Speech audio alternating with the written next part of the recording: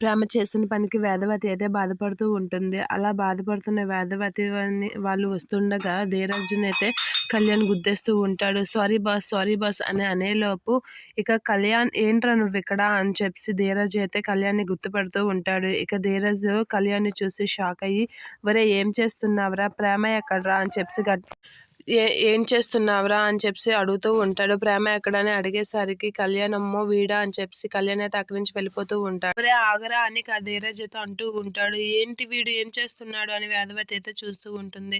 ఒరే ఏంట్రా ప్రేమ ఎక్కడ అని గట్టిగా ధీరజ్ అడిగేసరికి అమ్మో వీడా వీడికి దొరకకూడదు అని చెప్పేసి ధీరజ్ అయితే అక్కడ కళ్యాణ్ అయితే అక్కడున్న బ్యాగ్ని పట్టుకొని పారిపోతూ ఉంటాడు. ఒరే ఆగరా అని చెప్పేసి ధీరజ్ అయితే వాడి వెనకాతల పరిగెడుతూ ఉంటాడు.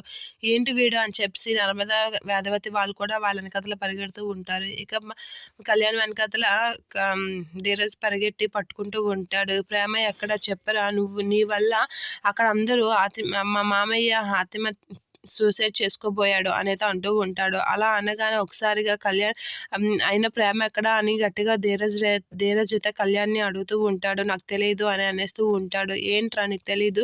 అమ్మాయిల్ని ప్రేమించినట్లుగా మోసం చేసి అమ్మేయడమే కదా నీకు తెలిసింది.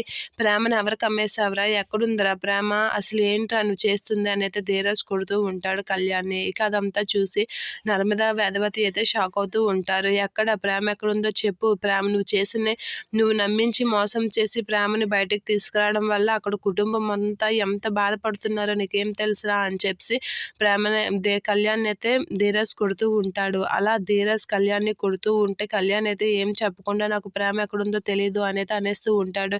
ఏంటి నీకు ప్రేమ ఎక్కడుందో తెలియదా అని చెప్పి చితగొడుతూ ఉంటాడు. ఇక అదంతా చూసి వేదవతి, నర్మదా వాళ్ళైతే అలా చూస్తూ ఉంటారు. ఎక్కడుందో చెప్తావా చెప్పవా అని గట్టిగా నెట్టేసి ఒక పెద్ద బండరాయి అయితే తీస్తూ ఉంటాడు.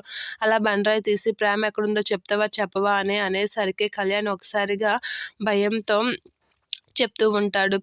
హోటల్ రూమ్ నెంబర్ అయితే చెప్తూ ఉంటాడు. ఏంటి అక్కడ ఉందా, రా తీసుకెళ్దు పదా అని చెప్పి కళ్యాణ్ అయితే ధీరజ్ పట్టుకొని పదరా అనేది అంటూ ఉంటాడు. అమ్మో వీడితో కానీ నేను హోటల్కి వెళ్తే అక్కడ పోలీసులు వస్తారు, అడ్డంగా దొరికిపోతాను అని చెప్పి కళ్యాణ్ అయితే ధీరజ్ నుంచి తప్పించుకొని పోతాడు. ఇక వేదవతి వాళ్ళైతే షాక్ అవుతూ ఉంటారు ఇదంతా చూసి.